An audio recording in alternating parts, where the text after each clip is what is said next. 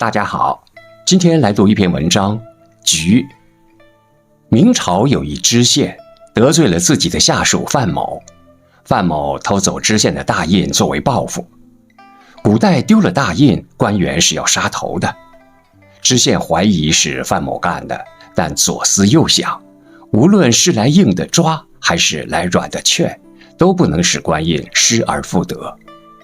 正当束手无策，师爷出了个好主意，派人在县衙放了一把火。知县召集所有人救火，并拿出一个盒子交给范某说：“你保护好官印，不用去救火，在这里留守。”知县走后，范某打开盒子一看，是空的。他自知进退两难，赶紧从家中取来大印放了进去。世间万物都围绕着一个系统运转，这个系统就是局。人生一世，无日不在局中，无事不在局中。一旦陷入困局，惊慌、浮躁、焦虑也就接踵而至。识局、破局、长局，方能踏平坎坷，自会风生水起。识局。苏轼写过这样一首诗：横看成岭侧成峰，远近高低各不同。不识庐山真面目，只缘身在此山中。我们在眼花缭乱的自然景物中会迷失，同样在繁华难辨的人际关系中也会迷茫。不怕你不如人，就怕你不识局。春秋时期，齐桓公喜爱美食，有个叫易牙的厨师对他百般讨好。齐桓公随口说了一句：“世间任何美味我都品尝过了，唯独没有尝过人肉。”易牙听后便牢记在心。当他端着一盘美食送给齐桓公，齐桓公尝后赞不绝口，问道：“果真是人肉吗？”易牙说：“儿子的。”齐桓公又惊又喜，认定易牙无比忠心，于是更加恩宠于他。可是多年后，让齐桓公没有想到的，这个连亲生骨肉都下得去手的人，也会将自己活活饿死。反观齐桓公落得悲惨下场，并不出乎意料，他被置身于危险境地，早已成了定局。因为从始至终，他都无法认清易牙的险恶为人。哲学家叔本华说过，世界上最大的监狱是人的思维意识。一眼看到本质的人和半辈子都看不到本质的人，命运是截然不同的。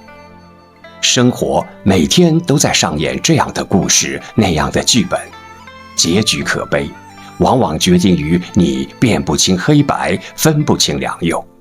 人生路上，睁大眼睛，保持清醒，方能识得局中人，不困于境，不囿于情。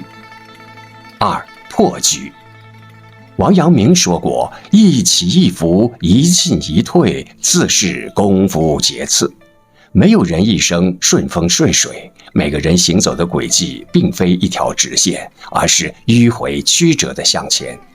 今天遇到泥泞，明天遇到风雨，是生活常态。但你可以尝试从泥泞的小路辗转到平坦的大道，还可以静等风停雨住，晴天了再出发。优劣势为优势，不断调整人生风向标，就会减少一个个败局发生，从而将自己的人生节奏走好，也就变成了一件稳扎稳打的事。看过这样一个故事，有位农夫从他家去市集的路有2条，一条在屋前直通市集，但是被一块巨石挡住；一条路在屋后，曲折盘绕，要走好几个钟头才能到。起初，农夫决定移开屋前的巨石，可是努力了很久，却没什么进度，他陷入了困顿的焦虑中。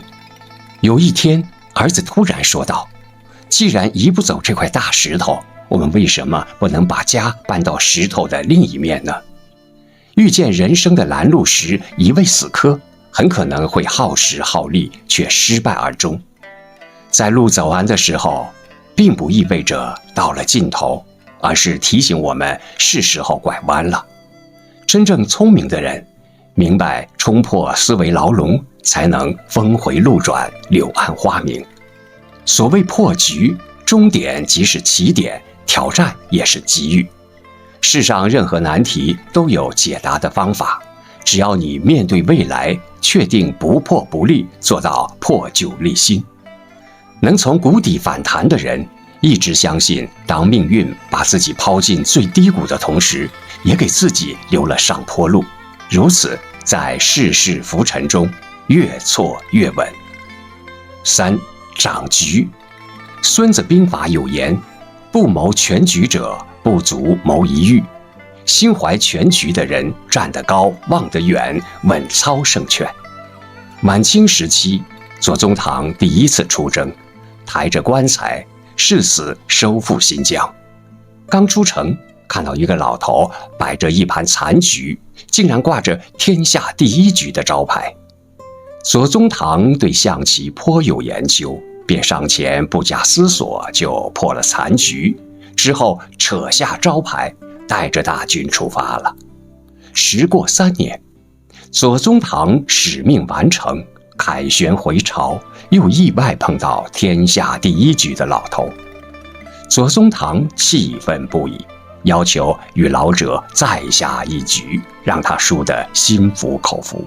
结果连下3局都输，于是老头笑着解释：前次左将军重任在肩，恐挫你锐气，对弈时也暗示战局如棋局，只要心谋全局，即使遇到险境，也有信心扭转。如今将军了却心愿，实至名归，也就不再承让了。左宗棠很惭愧，先生不仅棋艺高超，还深谙为人处世之道。之后将老头接到府上做幕僚。孙子兵法有云：谋定而后动，大意是胸有成竹后再行动。做一件事觉得是开头难的，其实都是没想好。无法掌控全局，就无法持续有序前进。聪明人对于不确定的事、突发的事，绝不会采取贸然行动，总是等到心中有数之后一举成功。有了不慌不忙的态度，就实现了未战而妙算胜；有了十拿九稳的定数，即使泰山崩于前，也会面不改色。真正的人生赢家，虽不追求十全十美，但一定对可控的事保持谨慎，对不可控的事保持乐观。因为心有万象，事事周全，所以能将暗淡的日子点亮，能在风高浪急时处之泰然。其实，人生最大的局就在我们的内心，谁掌控了自己的心态，谁就能得心应手，走好人生的每一步。作家白落梅说过：人生一局棋，若以复杂的心态看凡间一切，则迷雾重重；若以平常的心态看万丈红尘，则阳光明媚。岁月不居，人生短暂。好，刚才读了一篇文章《局》，来源网络，感谢收看。记得点赞关注哦。